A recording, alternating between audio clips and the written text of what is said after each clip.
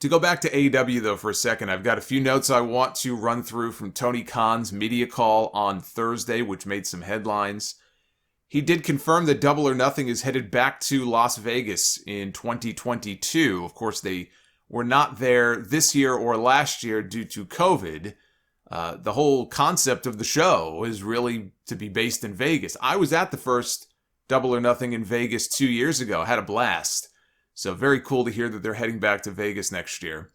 He was asked about Ring of Honor and possibly bringing in members of the ROH roster. His answer was, keep an eye out because you never know who might show up. Well, we got our answer last night with Jay Lethal. But who else might show up from Ring of Honor? Well, what about the Briscoes?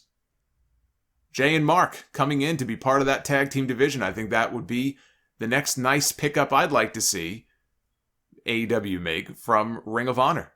Just to strengthen their already strong tag team division, bring in the Briscoes.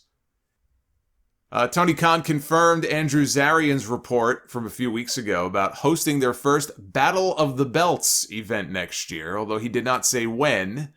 Zarian had said that it would be their first quarterly TNT special, which is set for January 8th, so it's a pretty safe bet. That's probably when we're going to see that. And Khan was asked by Ella J of SEScoops.com about doing an all-women's show. And as she was asking this question, he cut her off, which she says he later apologized privately for. He did not come off great in this exchange, and I can understand why he would apologize, and good on him for apologizing. He cut her off to point out that the highest paid talent that worked the NWA Empowerrr pay-per-view back in August were AEW talents that he sent that were paid by him, separate and apart from what they make in AEW. And he feels that he has done his part this year to contribute to women's wrestling, and he wished that the NWA had made that more clear and given him more credit for doing so. And the quote that he used, he said, "It's kind of like when you pay for a dinner and nobody thanks you." A little heat there with Billy Corgan, it sounds like. He also pointed out how they've added Ruby Soho and Thunder Rosa to their roster, and they're doing the TBS title tournament, so they're making great strides at improving women's wrestling. Everything he said there about the NWA stuff may well be true, and if they had an understanding and he feels that the NWA didn't live up to that understanding, then of course he has a right to feel frustrated about that. But this just came off very, very poorly.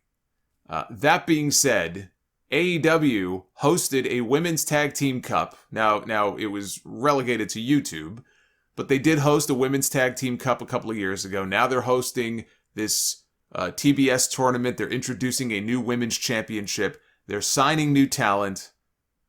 It's not as if they're not doing anything with the ladies. Could they have an extra women's match on their shows each week instead of usually just keeping it to one? Sure. But their women's division is still a work in progress. It is not strong enough yet for an all-women's show. There aren't enough characters that have been built up enough yet. Britt Baker has, Thunder Rosa, they're pushing Jade Cargill, they have Ruby Soho now, they have Serena Deeb back from injury, Chris Statlander is with the Best Friends. They have a core there, but to do an entire show, and I don't know if she was referring to a weekly show or if she was talking about a big, like a pay-per-view like what the NWA did or Impact did with their Knockouts Knockdown. But if she's talking about an actual show, they've got to build up more names. And I think in time they will, but I don't think they're ready for that just yet.